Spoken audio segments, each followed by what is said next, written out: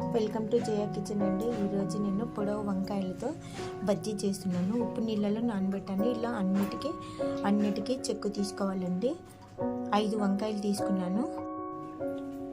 శనగపిండి 250 గ్రామ్స్ శనగపిండి. దీంట్లో చిన్న spoon, half spoon salt, half spoon haldi powder, half spoon ధనియాల పొడి, హాఫ్ స్పూన్ మిర్చి పౌడర్ వేసి దీన్ని మంచిగా కలుపుకోవాలండి.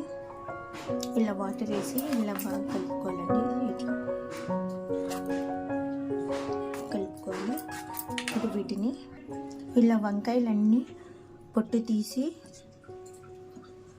ఇలా పురుగులు చూసుకొని మంచిగా ఇలా కట్ చేసుకొని ఉప్పు నీళ్ళల్లో వేసి పెట్టాలండి. ఒక 5 మినిట్స్ అయినాక డీప్ ఫ్రైకి ఆయిల్ తీసుకున్నానండి.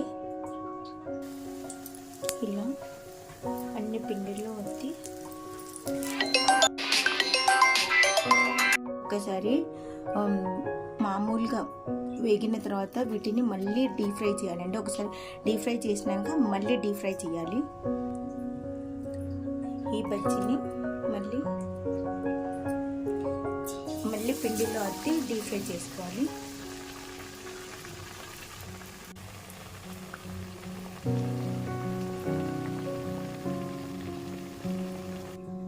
ఫస్ట్ డీప్ ఫ్రై చేసిన బజ్జీని సేమ్ టు సేమ్ మళ్ళీ ఒకసారి పిండిలో అద్ది మళ్ళీ డీప్ ఫ్రై చేయాలండి.